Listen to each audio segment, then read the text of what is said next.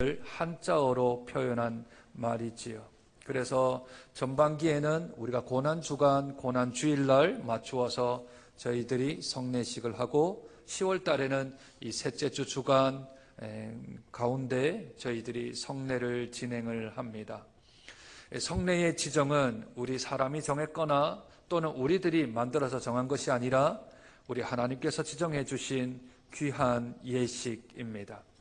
구약 시대에는 정결 예식이라는 게 있었습니다. 사람이 거룩하지 못한 일을 했거나 거룩하지 못한 상황에 이르렀을 때는 그들이 물로 씻어 우슬초로 하나님의 기름을 발라 정결하게 하였다라는 구약의 예식이 있었고, 신약 시대에 들어와서는 이제 예수님께서 우리에게 직접 말씀해 주셨습니다. 그 세례의, 그 성례의 첫 출발점이 우리 예수님이시지요. 세례도 성찬도 다 예수님께서 지정하셨으며 예수님께서 말씀해 주셨습니다. 오늘 읽었던 말씀을 대위임령이라고 그렇게 칭하죠. 가장 큰 위임, 우리에게 주신 명령이다 하여서 대위임령이라고 부릅니다. 혹 성도들 가운데, 교인들 가운데 대위임령을 조금 오해하시는 분들이 있습니다. 대위임령을 전도하라라는 말씀으로 그렇게 조금 오해하시는 분이 있습니다.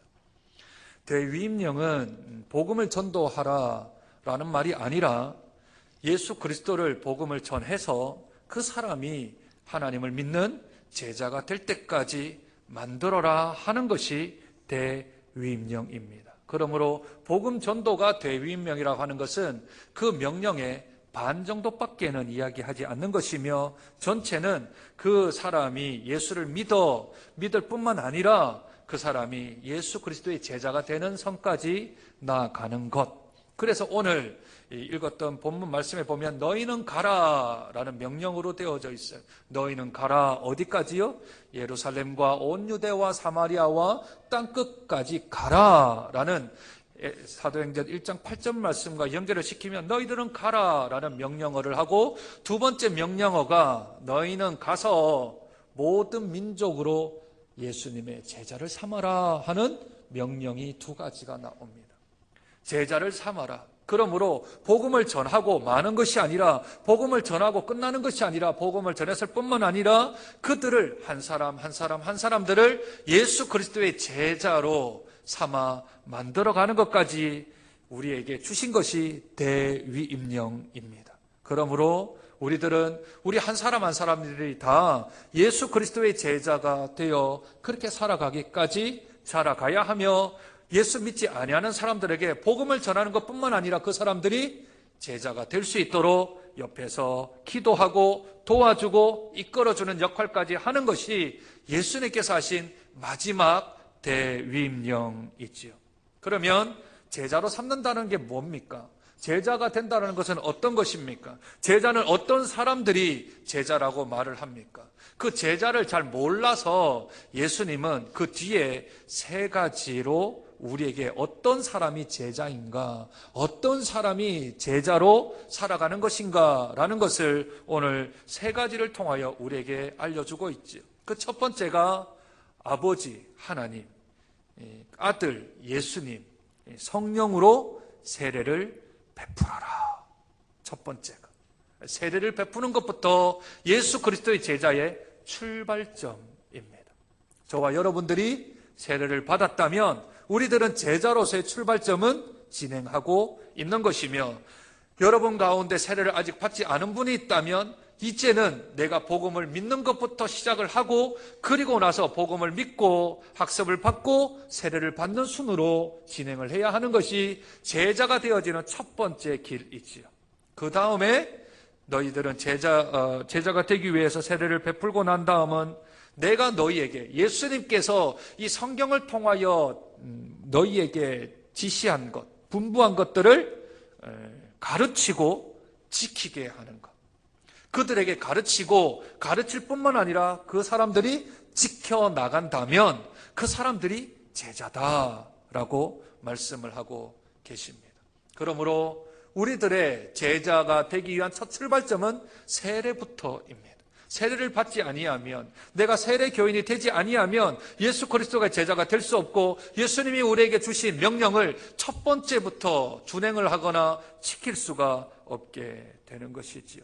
그러므로 여기에 있는 모든 주의 백성들은 다 세례 교인 되시기를 주님의 이름으로 축복드립니다. 세례를 받은 사람은 내가 가르침을 받고 가르치고 지키는 데까지 이르러 온전한 예수 그리스도의 제자가 되어지는 저와 여러분 되시기를 축복드립니다.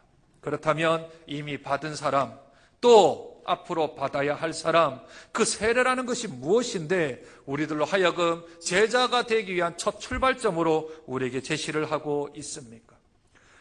이 세례라고 하는 것은 특별한 권리를 우리에게 줍니다. 특별한 권리요. 그 특별한 권리의 첫 번째는, 세례는 깨끗하게 씻음을 받았다는 상징적인 증거로 우리 주님께서 우리에게 주신 것입니다. 오늘 유아 세례가 있고 다른 세례는 없습니다. 유아 세례를 하든 장년 세례를 하든 간에 다 물을 그 머리에 얹게 되어지지요. 그때 그 물이 우리를 흐르며 그것이 곧 내가 거듭났다라는 증거, 내가 씻음 받았다라는 증거, 내가 태어나서부터 지금까지 지었던 모든 죄가 사함 받았다라는 증거로 우리들은 세례 물을 머리에 얹어 베풀게 되어집니다. 마가복음 16장 16절에 믿고 세례를 받은 사람은 구원을 얻을 것이요 믿지 않은 사람은 정죄를 받으리라 말씀하십니다. 믿고 세례를 받은 사람은 구원을 받고 믿지 아니하는 자는 정죄를 당할 것이라 말씀하시니, 세례를 받음으로 우리들이 깨끗함을 얻어 주 앞에 복음의 사람으로 천국의 백성으로 거듭나야 할 줄로 믿습니다. 두 번째, 세례의 특권은 성도로 하여금 예수 그리스도의 죽으심과 부활하심에 참여하게 되어지는 것을 의미합니다. 골로새서 2장 12절 말씀은 너희가 세례로 그리스도와 함께 장사되고 또 죽은 자들 가운데서 그를 일으키신 하나님의 역사를 믿음으로 말미암아 그 안에서 함께 일으키심을 받았느니라. 내가 물에 적셔질 때는 죄 안에 들어갔다가 다시 물이 흘러나올 때는 내가 다시 살아나는 것, 그것이 곧 물에 들어갈 때는 죽음을 의미하며 나올 때는 다시 살아나는 부활을 의미하는 것이므로, 세례를 받는다는 것은 예수와 함께 십자가의 죽음에 동참하고 예수 그리스도와 함께 부활에 동참하게 되어지는 하나님의 특권을 받게 되어집니다. 셋째, 세례를 통해서 그리스도의 모든 은사에 동참할 수 있게 되는 특권도 받게 되어집니다. 고린도전서 12장 13절, 다 한 성령으로 세례를 받아 한 몸이 되었다 합니다.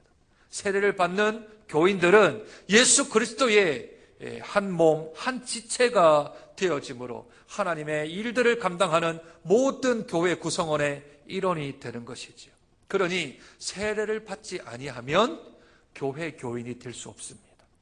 세례를 받아야만 한 교회의 교인이 되어지고, 한 교회의 교인이 되었다라는 것은 한 교회 안에 머리가 된 예수 그리스도 안에 몸으로 지체로 되어지므로 세례를 받아야만 교회의 일원이 되어지고 예수 그리스도의 한 몸이 되어질 수 있는 것이지요. 네 번째, 세례는 그리스도의 몸이신 교회 공동체의 일원이 된다는 의미입니다. 에베소서 4장 5절, 주도 한 분이시요 믿음도 하나요 세례도 하나다. 세례가 각기 받는 것이지만 이 세례는 예수 그리스도로부터 나오는 세례이므로 세례는 하나입니다. 그 세례를 받는 것은 믿는 믿음이 하나이기 때문이며, 믿는 그 믿음은 우리 구주 예수 그리스도와 그를 보내신 하나님과 우리를 인치시고 보증하신 성령의 역사로 우리에게 주어지는 것이므로 이 또한 하나가 되어지는 것이지요. 세례도 하나요, 믿음도 하나요, 주님도 하나요. 우리가 성찬 예식에 들어가므로 세례를 받은 사람, 입교한 사람들만 성찬에 임하게 되므로, 성찬은 예수 그리스도의 몸이므로 그것을 먹는 우리들은 다 예수 안에 하나가 되어지는 특권이 있게 되는 것이지요. 다섯 번째, 세례를 통해 성령의 역사하심으로 하나님의 은혜와 언약을 보증해 줍니다. 고린도후서 1장 22절, 그가 또한 우리에게 인치시고 보증으로 우리 마음에 성령을 주셨나니라. 세례를 받는 사람은 그 안에 성령이 거하십니다. 내가 예수를 나의 구주, 나의 하나님으로 고백하는 사람들은 다 성령이 없이는 그것을 고백할 수가 없게 되어지지요. 그러므로 우리 안에는 성령이 내주하심으로 하나님의 은혜와 하나님의 언약의 백성이 되는 하나님의 징표가 되어지는 것입니다. 여섯째, 세례는 죄에 대하여 죽고 의에 대하여 다시 산다라는 의미이지요. 로마서 6장 18절 말씀, 죄로부터 해방되어 의에게 종이 되었느니라.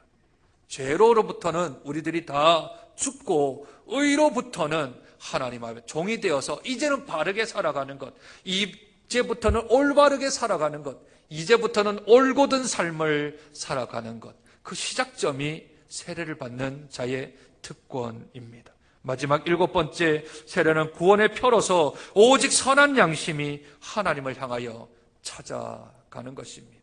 찌그러지고 뭉그러졌던 우리의 영혼, 하나님의 형상이 이제는 다시 회복되어서 이제 선한 양심을 따라 선이 무엇인지 악이 무엇인지를 세례를 통하여 거듭남으로 내가 알게 되었으니 이제는 주님을 향하여 따라가는 선한 양심의 첫 출발점이 세례가 되어지는 것이지요.